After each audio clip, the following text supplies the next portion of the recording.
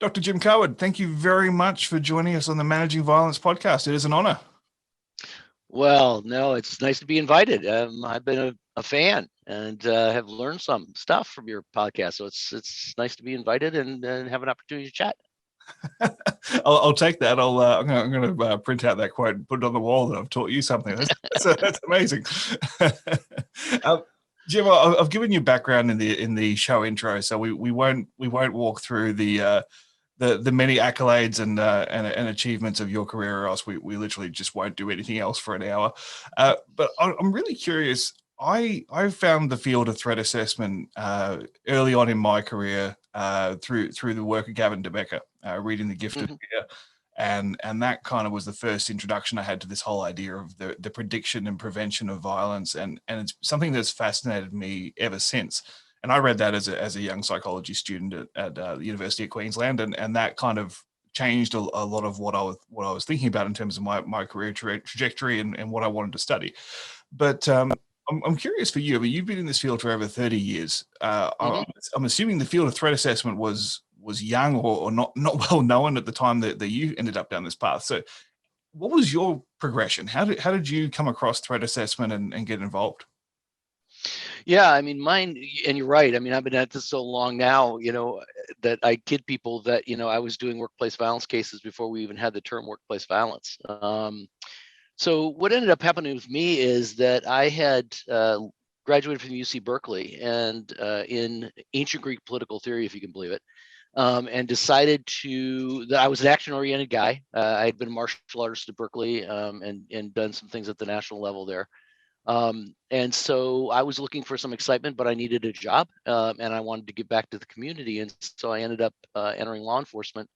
And as I was on the street, being a street cop, I realized that coming from Berkeley and having some experiences, understanding that there are ways to maybe prevent or try to avoid violence, I was pretty disappointed. This is in the late 70s, early 80s. I was pretty disappointed that law enforcement was all reactive. And of course, that's how it has to be in many cases because of both access to resources as well as what the community expects. But for me, that was not satisfactory at all. And so ultimately, I ended up leaving law enforcement and went into private security, hoping in essence to become a private secret service. I saw that as being an opportunity for getting, ahead of and in the prevention area. And actually was at one point was working at the Hotel St. Francis, ended up working with a lot of Secret Service people because, of course, the President of the United States used to stay there as every time he came to San Francisco. And so I was on the security staff there, being former law enforcement, and was able to meet the agents. And at the time, though, Secret Service agents were paid less than I was as a security officer at the Hotel St. Francis. So that wasn't attractive. And so I started my own company. I ended up starting my own company. And then in the mid 80s, I was introduced to a case involving a situation where a guy had threatened to kill some people. And a friend of mine who was a security consultant at the time had been doing some work for this think tank in the Bay Area and basically said, they said, look, can this guy's, making threats to kill people. We don't know what to do. We've called law enforcement. They said, call us when something happens. Do you have any way of managing this? And my friend's comment, and this is absolutely a true story. I mean, my friend's comment to them was, I don't know anyone who does that right now, but I know a guy crazy enough to try it. So they ended up calling me and we put together a protection team. And went in and did some standby when they terminated this guy. And the guy came back the next day and with a .38 handgun and attempted to kill people. And we ended up stopping him from doing that, chased him off.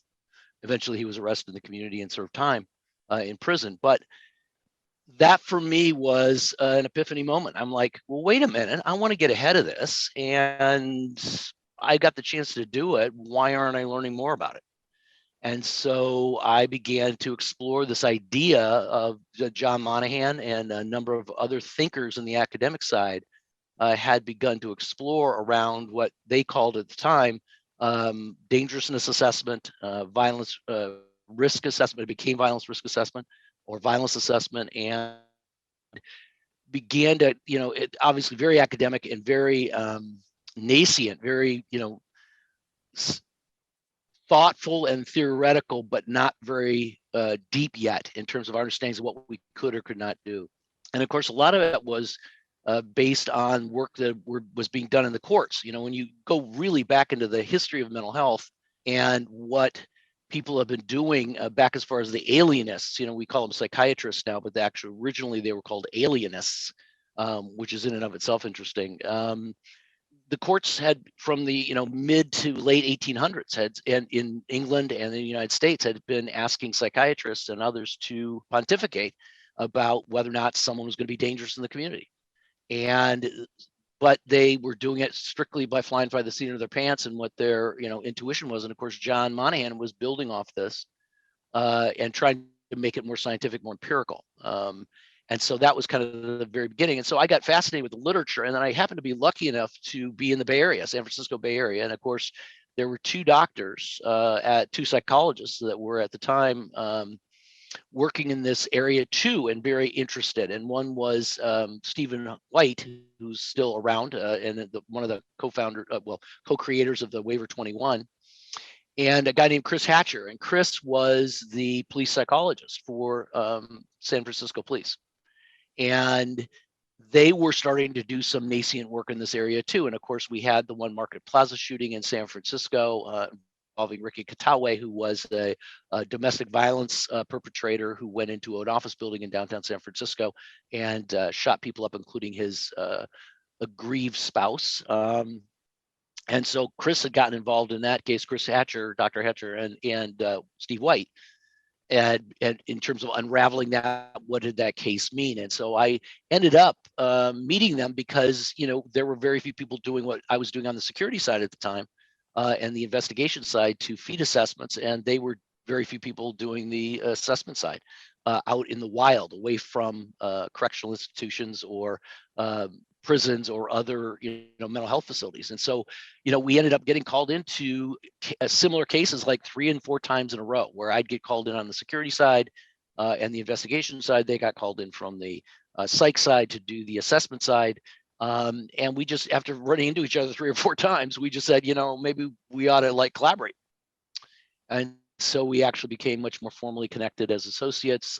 We began to drive a model that was really the first model for multidisciplinary teams doing this kind of work out in the community, and certainly in organizational settings, meaning schools and workplaces and other places. And so we kind of were the first team to kind of grow up and do that across different disciplines. And so we worked together throughout the 80s into the early 90s, and then Chris and Steve broke up, went their own ways. And at that time, I'd gotten so fascinated with the assessment aspect of it, not just the security aspect, not just putting in protection teams and doing the backgrounds and all that stuff, but actually doing the behavioral stuff, that I began to explore really getting much deeper into this psychology side and the behavioral side, and ultimately did go to graduate school in forensic psychology and got my doctorate in psychology, but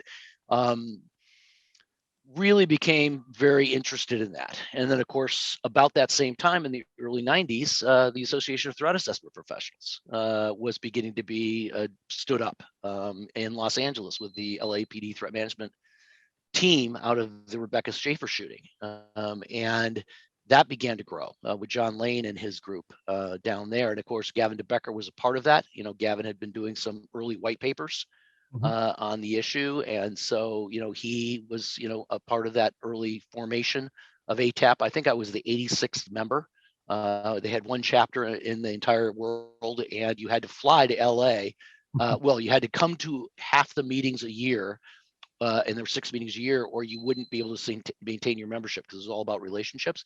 So I literally had to fly to LA 3 times a year at a minimum to maintain my membership. But of course, that has now grown into a large national organization, international organization, and of course now we have KTAP, and we have the European Association, and we have the Asian Pacific Association, and now we have an association in Africa and an association in South America.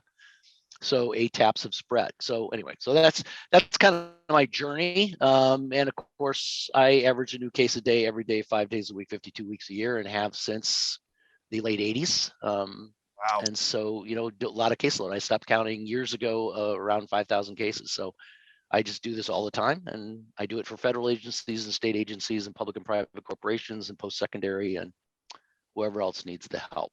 So anyway, that's my story. But I love it in the sense that it's so multidisciplinary. There's so much to learn. There's never something you don't learn that eventually is going to become relevant somewhere.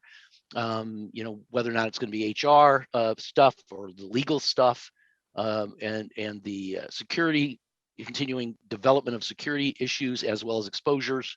Of course, all the behavioral stuff we're learning, team dynamics for interdisciplinary teams, and so anyway, so I'll stop there. But it's it's been a very interesting ride, and still enjoying the heck out of it. Yeah, that's incredible. There's a lot to that we could unpack there, but we would miss the point of the actual episode that we'd planned out. So I'll resist the urge to go down tangents in that area. I think one thing that I do want to clarify, and I'm sure listeners who've got this far have already realized, but I just want to spell it out. Sometimes when we get someone on the show with a PhD.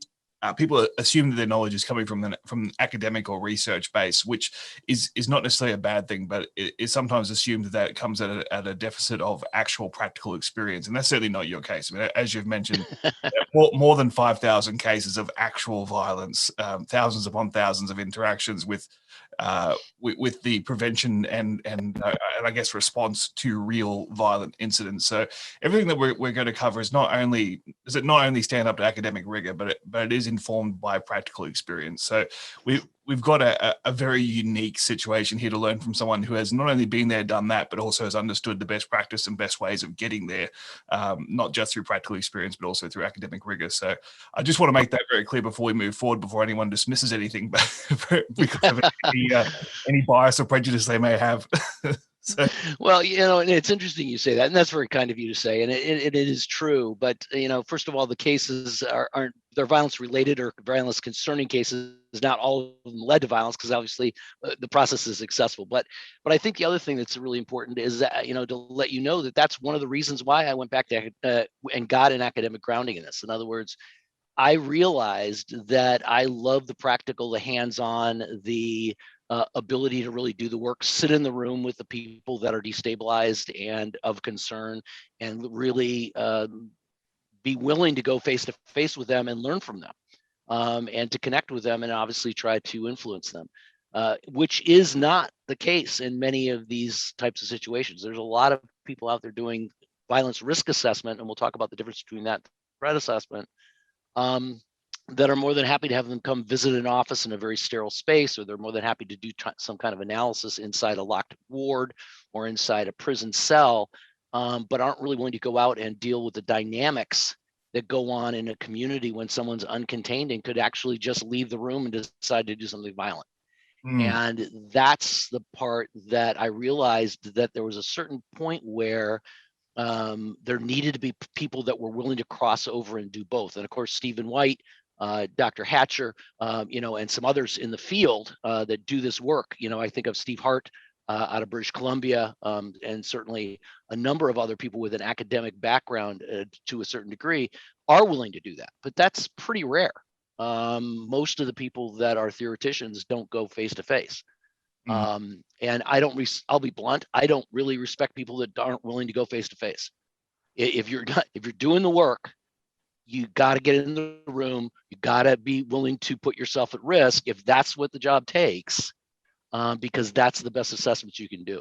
And so, I wanted the academic background to support my opinions and to learn more about things.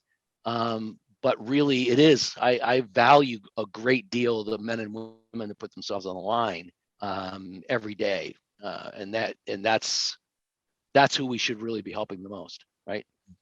There's a phrase I stole a little while ago. I wish I could remember exactly who I got it from, but I love it. The idea was that we need more practitioner academics, those that have been there, done that. Yes. But also know why they did it. And the term that I stole was pracademic. We need more practitioners. There you go. And I love I it. totally agree with you. Yeah, Yeah. I absolutely agree with you. Yep. I'm not sure if you've come across the Institute of Strategic Risk Management, which was stood up a couple of years ago by Dr. David Rubins in the UK, but I'm the vice chair for Australia and New Zealand, and the whole premise of the Institute of Strategic Risk Management was to create a platform where practitioners, academics, and policymakers could get together in the same room and actually hash out difficult problems when it comes to strategic risk.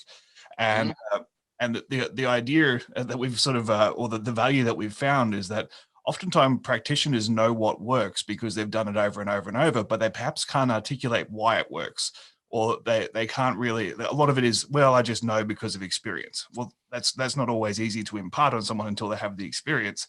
And then we've got academics that might have a good idea or might have a theory about why something should work, but they've never actually applied it. So therefore, they may not know what actually happens in the real world when you try this thing. And then you've got policymakers who are paid to make decisions about something they have no experience with nor no understanding of. So sometimes they need to listen to both sides. So that's the whole genesis of the ISRM. And I think it's very akin to what you're just saying there about the importance of understanding both worlds.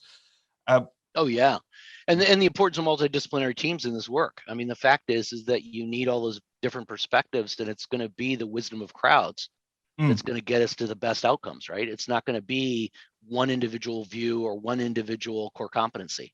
Now, there are people like myself that bridge a couple core competencies in this area, and we're getting more of those, and I would like to train more of those. I've got a guy I'm working with right now who's getting his doctorate in clinical psychology, but he's also training in security. In-depth security, reading the POA manual, the Protection of Assets manual of the ASIS International and ASIS International. And so, he's going to be cross-trained, and that's the kind of thing we need to start moving to. It's going to be going beyond just having multidisciplinary teams, but everyone stays in their general lane except in discussion. And we're going to start seeing, I think, more effectively multi-talented, multi-dimensional people joining multidisciplinary teams to get even deeper into that cross collaboration in depth. Does that make sense? Yeah. And I think that's where we're headed. So I'm excited about that as well, because I think, it's in my work that I do when I'm talking to clients. In fact, in this case, I'm working in New Zealand right now. The fact is that ability to have communication with a client where you can competently not only talk about the assessment, not only talk about the behavior, but also talk about organizational dynamics in the communications of the results, and what to do about security, and how to deal with victims' anxiety. I mean, that ability to competently cover all of those different topics, both from a theoretical as well as from a practical perspective, having done the work, is really, I think, the highest, is the goal we all are continuing to strive for, to have that level of mastery. They used to say that you're a lot, but you're a master of none, right? Mm-hmm. And actually, that's no longer going to be competent. You actually are going to have to become a master of several. And I think that's and then of course that just means a great dedication. I mean, I have a tendency, and over the years, right, you have to read all the time, as I'm sure you do. You have to read from multiple different sources. You have and a variety of different topics, and that's a lot of work. But if you're passionate about it, I think that's the way to go. But anyway, we're all a little off topic, but not really. I mean, I think, where this field's headed is going to be those kinds of more in-depth expectations, as well as necessary to be able to deliver that level of support to our clients. So absolutely. Anyway. So as a starting point, I think it's always good to start by defining terms. Yep. You mentioned there's a difference between threat assessment, or the threat assessment and violence risk assessment are two different things. Could you just expand upon that for us? Yeah, absolutely. So this has evolved over time, but here's the thing. There's a new edition of the International Handbook of Threat Assessment that just came out just literally months ago. And Reed Malloy led that with Jens. And it's a huge lift. I mean, it's a huge book, and collaborators from all over the world. But they say it very well. And so I'm going to borrow from them in terms of the differentiation. When you're looking at threat assessment, you're looking at the process of assessing the probability of the risk of violence, usually with an uncontained individual. This process is done by multiple background individuals with adequate training. In other words, HR, security, law enforcement, mental health professionals, and others, with the goal of protecting, primarily focused on the goal of protecting the victims and dealing with the management and the de-escalation and influence of the individual not to continue on the pathway to violence. And because they're uncontained, they have, of course, the ability, as I talked about earlier, to act out immediately. And so there's this need for practical addressing, triage, and management that is community and victim focused. Violence risk assessment is a whole nother animal. Violence risk assessment is done, so threat assessment is an operational process. Violence risk assessment is actually a judicial and regulatory process only done by licensed mental health professionals, usually done in the context of a request from a court or other regulatory agency to assess an individual who's in some form of containment, mental health containment or prison containment or other related, being reviewed for some other kinds of structure, and is focused on the individual's level of risk to a wide range of targets, not just singular targets for targeted violence, and is made for around the decision of whether or not release or other conditions will be placed on them. And the difference, there's a huge difference in both the complexity of those two different things, but also the access to resources and the time frame. So if I'm doing a violence risk assessment and the person's sitting in a mental health institution, or he's sitting in jail, or he's sitting somewhere else that he's in containment, I have time in the world to, I've got subpoena power, I've got judges saying you've got to release your medical records, I got all sorts of stuff to do that allows me a chance to kind of postulate about this guy or gal and what's going to happen with them and what they might do, and then deliver that opinion to the court, and then the court or others, triers of fact, decide what to do. If I'm doing threat assessment, it's much more dynamic. The amount of information I may get, given my clients or given who else is involved, given privacy considerations, given legal considerations, is going to be wildly different. I'm rarely going to have access to subpoena power in terms of being, and I'm rarely going to have access to the an unlimited amount of time to make these decisions and actually start to implement management and intervention. And so it's going to be a much more difficult process and a much more, what we call it in the mental health community, a much more heterogeneous process, meaning a much more varied process. I mean, all over the place, right? Mm. So those are two wildly different things. And what we do in the larger world, vast majority of people are going to be involved in threat assessment. They're not going to be involved in violence risk because they don't have the formal mental health background and degrees and other things and licensing to do that. And they won't be calling on the courts and regulatory bodies. And so that both opens up the field to a larger number of practitioners, but it also opens up the complexity of what those practitioners are going to have to do. Does that make sense? Yeah, absolutely. It's a really thorough explanation. I appreciate that. So focusing on threat assessment, we were discussing offline in the lead up to this interview what sort of things we could talk about, and I would love to do a whole season with you and sort of pick your brain about various subjects and get free tuition.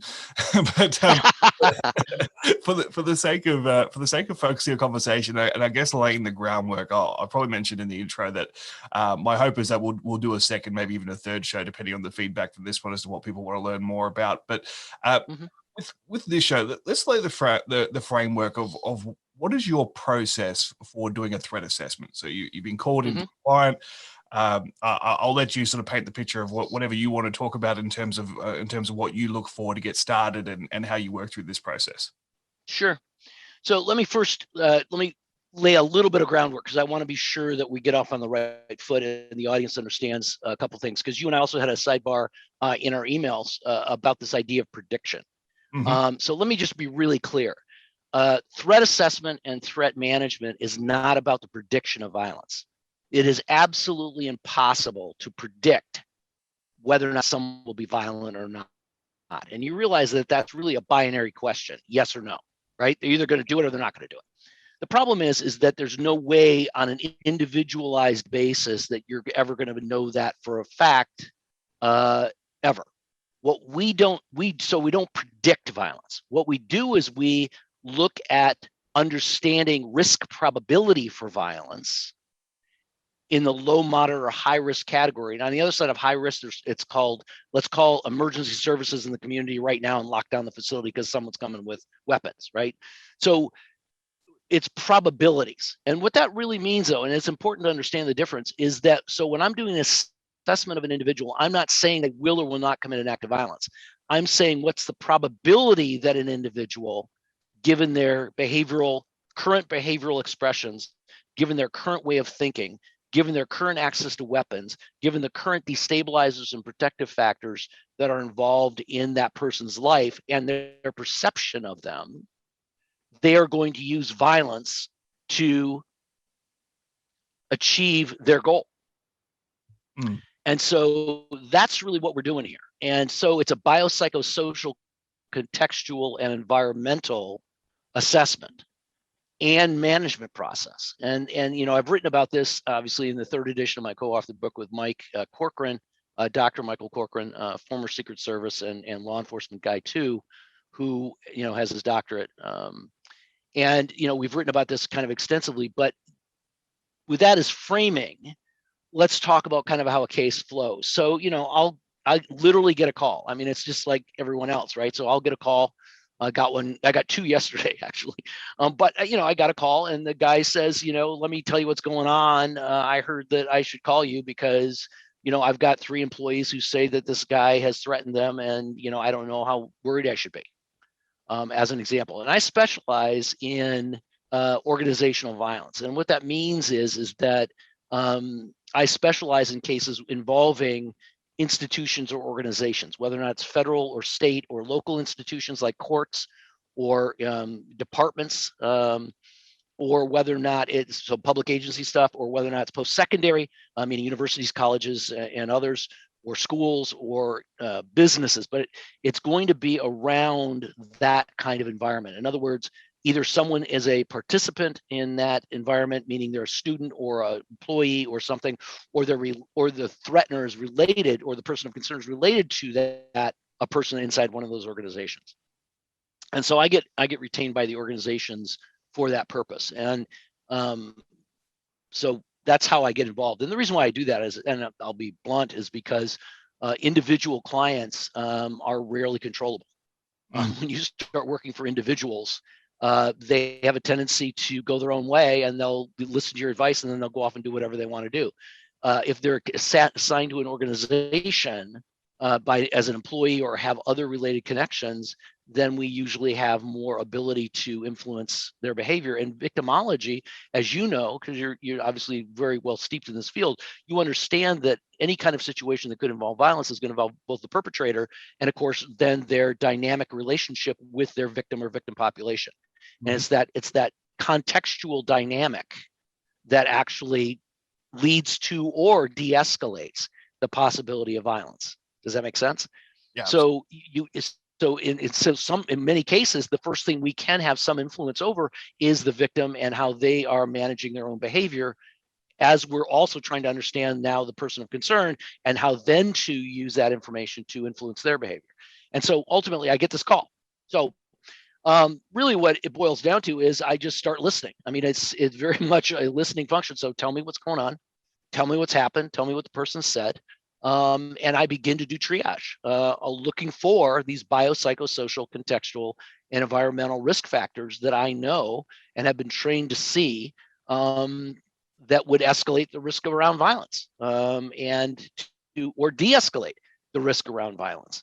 I mean, one of the things that people don't look at when they're doing this kind of triage, and of course you have to do a first case triage, because the first case triage, Joe, is, do I need you to hang up the phone right now and call the police, right? So I had a case involving a situation where a church actually, of a particular faith, called me and they said, you know, I need you to, I need to know whether or not this person's dangerous. They just showed up and they have a package and they're waiting to see me and they're in the outer office.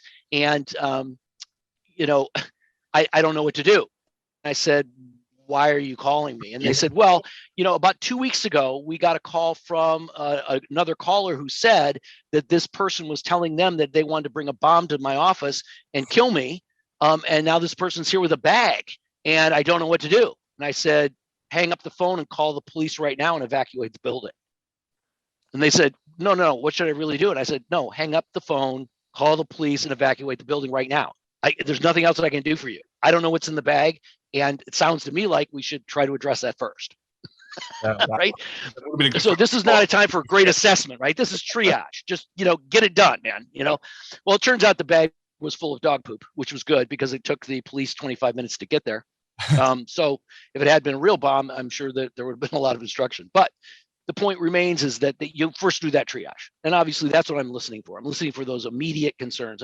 But often it's not the case because Joe, you and I both know that often they don't call you for days or weeks after the incident of concern has been reported to them, and it kind of matriculates through the organization. And eventually someone says, maybe we ought to call someone about this. And so ultimately, it's rarely going to be an emergency, right? Going to wait for the next budget cycle. Right. Yeah. So, it's really going to be an emergency. So, but, you have to be aware of that. So once you do that initial triage assessment about immediate risk, right? We call it the initial assessment. Then you start the engagement process. So, what else do we need to do? What other information do we need to have? What's your interview pool? And this is all an information-driven process, but it goes deeper than just looking at records.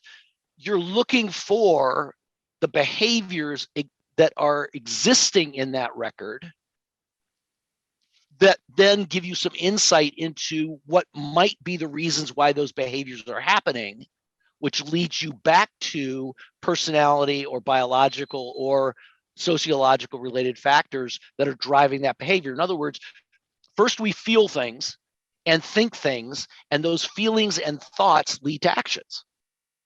But if I can look at someone's actions, I can do a kind of a back trace, if you will, into these thoughts and feelings, and now have a better understanding of strategically how that person's viewing the world, how they perceive the world. And that perception of how they perceive the world is critical to being able to then interact with them to try to determine if there are ways that we can agree that they will be able to reach their goals without having to use violence to reach them. The ultimate gold standard in this work, Joe, is to get a person to willingly choose from their own perception of reality not to commit a violent act against your protectees because they no longer personally see it as being a way that they can long-term achieve their goals. If you can get them to make that decision, or I should say help them, influence them to make that decision, then you don't have to worry about them being in the supermarket next week. You don't have to worry about the fact they're going to get out of jail in 2 weeks. You don't have to worry about the fact that they're going to get out of that mental institution a year from now. Yeah. Because ultimately, all those other means that we have of externally controlling people, arrest, mental health commitments, all this other stuff, are all just momentary stabilization devices. They're not long-term fixes. And they get out of prison, they get out of jail, they get out of these mental institutions. And of course, what do? They're angry, they're upset, and if they're still fixated, they come at you again. But now they come at you again in a much more educated way. And that's really not in anyone's best interest, particularly for long-term safety. And I'm looking for long-term safety. I'm not just looking to immediately avoid, which would be, I do want to immediately avoid violence, don't misunderstand me, but that's not the long-term goal of threat assessment. The long-term goal of threat assessment is to have the long-term change in perception that leads these protectees to be safe. I really love that. You just so eloquently stated, man, getting the person to see through their own filter, through their own worldview, why this isn't the best course of action for them, not because it's wrong or because there's punishment or because there's some sort of looming sword over their head if they do this, but because it doesn't achieve their aims anymore. And that's, I mean, we can apply that to so many different areas of violence, whether we're talking about domestic and family violence, we're talking about terrorism, or anything in between. Right. Getting the person to choose that this isn't going to achieve what I wanted to achieve, and there's a better way to do that. That's, as you said, it's the gold standard. But you just stated it so eloquently there. I've just scribbled down some notes on that, because I think that's probably the shortest and most succinct way of explaining that concept I've ever heard. So I appreciate that. Well, you're welcome. But I mean, I think that, all of us have kind of come to that over time. But I think it's critical that people really do own that and understand that, because it's not singing Kumbaya. I mean, I think one of the things that's really in America, Kumbaya is kind of a generally, we're all kind of hippie, groovy kind of people, right? And that's kind of what it means in America if you're singing Kumbaya. And that's not at all what I mean. I mean, in other words, certainly if I can help the person have a better quality of life as a part of this process, and that leads to more long-term stability, then that's awesome. But the fact is that that's not what this is about. Just all we're trying to do here is get them, as I just talked about, below threshold to act. They decide not to do it. It doesn't mean they're happy. It doesn't mean they're still not angry. It doesn't mean they still don't believe that they've been mistreated. They just don't choose to act violently as a means to seek redress. Yeah. And that's really all we're doing, just below threshold. Yeah, and we need to understand their worldview to have any idea how to even approach that. And I think sometimes one of the weaknesses I see when I guess less informed practitioners try to go down this path of threat assessment is they immediately other the perpetrator. They immediately say, well, he's a sociopath, or he's a psychopath, or he's a whatever. Right? They put some label on them, which immediately puts a mental block between being able to understand their motivations and who they are as a human being and why they're doing the things they're doing. Rather than just looking at, maybe someone is a psychopath, but that doesn't necessarily mean they're unreasonable. It doesn't necessarily mean there aren't things we can do to influence them. And that's exactly right. That's very wise. And here's the thing. I mean, you're so right on, because I deal with cases where people are wildly and actively psychotic. I mean, I'm talking about, when I say psychotic, I mean, they're experiencing all-encompassing delusions, falsely held beliefs held in contravention to all known evidence, or they're experiencing full-blown hallucinations. I mean, we're talking Russell Crowe, beautiful mind, right? Hallucinations. You can still reach them. You can still understand how they're viewing the world. You can still influence how they view the world. They still have a worldview. They still are acting out of that worldview. Mm-hmm. And so what you said was so wise there, Joe, because the fact is that I labeling someone does you zero good in terms of having it practically help you. I think all it does is it absolves the labeler of any onus on having control over the situation. I think when we say, "Oh, I couldn't possibly have done something about that because of this person's XYZ condition, or because of the way they conducted themselves. They're not like me, therefore I had no responsibility to change anything about the situation." Whereas it's a scapegoat most of the time. Well, I think it can be. I think it also, as you said, it's a way of building in an excuse if it doesn't go well. Yeah. It's not just absolving them immediately, but it helps kind of lay the groundwork that if they need absolution, right, they can do it. Yep. Right? They can have it. Yeah. So I agree. So we gather all this information together. So I guess, get back a little bit back on topic, right? We're gathering all this information from the interviews. We do have to understand how to do in-depth background investigations and public records and what the privacy considerations are. And we have to know how to do effective interviews. There's a whole process of interviewing. I just wrote a book that came out at the end of last year in academic press on threat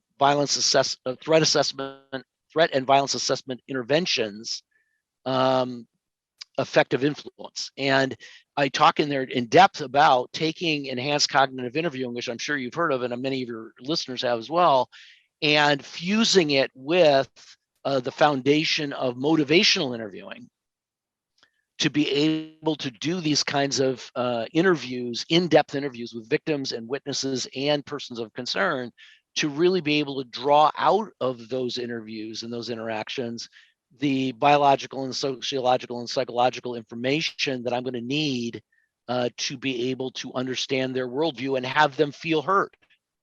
have them feel as if I truly do understand and have paid attention. And therefore, when I begin to ask them questions about what they want to do and how they plan to do it and how that aligns with what it is they've told me that's important to them, they begin to understand as much the same as some motivational interviewing contexts, that maybe what they're trying to do isn't aligned with what they want to have happen, and isn't going to give them that. And then we literally begin to collaborate about what other things might be possible. And they may become interested in this. And this all happens within, I mean, unlike therapy where you've got, 7 sessions, I get one shot, right? I get an hour, I get 2 hours, I may be up to 4 hours with a person of concern, right? So you're doing not only assessment portion of the interview, but you're starting to do an influence portion of the interview, all within that one shot period of time. And that's all you get. And again, this is different than violence risk assessment, where they can possibly have 2 or 3 or 4 sessions with a guy sitting in jail or a gal sitting in a mental institution. You get one shot in this work, if you get one shot at all, right? If they're even willing to talk to you, because you can't compel them to talk to you. Yeah, and so to build long-term rapport or anything like that, you've got to do it in one hit. Yeah, that's right. And I think that's right. And so there's a whole art to that too. That's a whole nother conversation. But then you gather all this information together. And the point is that you gathered all the information together. And now, unlike the early days, there are tools, what we call violence risk assessment tools or structured professional judgment tools. And the term's going to have to change because obviously these tools are now being used obviously in threat assessment as well. So maybe I should just say violence assessment tools rather than violence risk assessment tools, or risk of violence assessment tools. Structured professional judgment that have been normed. So, my doctoral dissertation was taking the HCR 20 version 3. Many of your listeners will know what that is. The historical, clinical, and risk tool, and looking at an organizational population. No one had ever tested the HCR 20 version 3 against an organizational population. It had always been tested against a correctional or a mental health population. So could this really do the work in general populations where the people aren't necessarily mentally ill, aren't necessarily incarcerated? And the answer was, yeah, it does a decent job. And of course, then we also tested, and I've got the just coming out with the Journal of Threat Assessment and Management, which I would encourage all of your listeners to subscribe to. American Psychological Association has a multidisciplinary journal called the Journal of Threat Assessment and Management. It's going to come out with articles that also then compare my grid system that I originally co-developed with Dr. Stephen White, and the HCR 20 version 3 and the waiver 21 against that same sample. And it turns out that we're all pretty good at this. But they're the only ones that have been tested against this kind of general population. So you want to have a tool that's been validated and appropriately grounded in the science to help make sure that individual assessors are not making major errors based on their gut reaction or their assumptions of who's possibly more risky than others, and then using that as a platform to then make some final assessment about what the level of risk is. And of course, because you've gathered all that information and you put it in chronologies, and you've been able to now use a tool to help kind of sort out where your gaps are and where your strengths are in terms of the data you have and the behavioral have, now you can begin to do this risk formulation, that case formulation that Steve Hart talks about, in terms of making some projections, some theories. Okay, so if this guy or gal thinks this way, if this is our way that they predominantly, we believe they view the world, if these kinds of future events happen, or we set in motion through response and intervention these types of events to happen, what's their most likely reaction going to be? What would happen if they accelerated only on a low risk trajectory? What would they most likely do if they were doing a moderate risk trajectory? What would happen if we stimulated them and they went high risk all of a sudden? What would that look like? Because people have a tendency to do something similar and build off something similar to the one they've done before, then to create a new behavior. This is why we have habits. Anything as a species, anything that we do brand new is dangerous and could kill us. So the reason why we dress slightly differently as we develop, we take slightly separate routes to work, we do other things that are extensions and evolutions rather than revolutions in behavior, is because anything new could kill us. And whether or not that's really true, or whether or not it's just our ancient brain being, attentive to it, because that's how we're still wired, doesn't really matter. The fact is we get anxious when we do semi-new things, and even dangerous people do, even people that are committing violence do. And so ultimately, what would be most likely that they would do? And then how do we then both put in place the necessary, if necessary, protections to thwart that capability while we're interacting with that individual and trying to get them, as we talked about, to willingly choose to not even try to approach it. And so that's really the process, if you will, of threat assessment, and then using that information for development of possible futures, and then to use that as a springboard for both response and for intervention. And those are different things. I just be clear.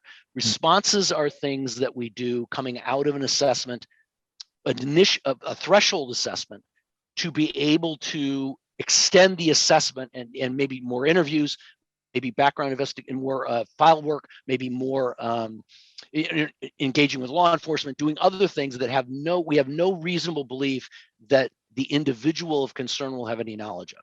So when we're responding to a case, we're developing structures, frameworks, information, and other things to further our depth of understanding of what's going on, and to begin to put in place the frameworks for managing. When we're doing interventions are things that actually are going to directly or indirectly touch on that person of concern with the explicit intent of actually beginning to influence their behavior. We talked about the interview as an example being both an assessment piece at the beginning and then an influence piece on the backside while we're still sitting together. But of course, then if you look at restraining orders, or you look at no trespass orders, or you look at law enforcement going to the house for a check-in on their well-being, or you're looking at other related processes, all of those are attempts to influence that person's behavior. And of course, as we talked about, the more harsh ones are going to be momentary and could be escalating. So you want to be very careful with those. And we much prefer to use the more softer and the less intrusive versions to begin with, if we can, given the case. But that's so very important to differentiate between responses and interventions, if you say, and they're not the same thing, but all of them fall under the rubric of case management. So I'll stop there. But does that make sense? Yeah, it does. And I mean, there are so many topics within that we could expand upon. And so I'd like to encourage listeners that have, as you'll know, we're getting close to the end of the episode. You're probably thinking, I want to know more about this, and this. Please leave comments wherever you're listening to this, or on our Facebook group, or email me.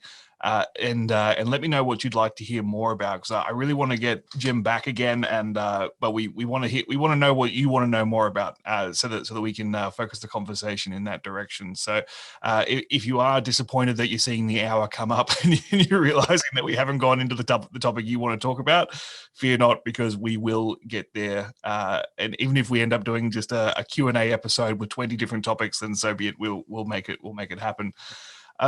Jim, I just want to give you a bit of a platform to talk about what you actually do, and talk about Factor One just before we close. Sure.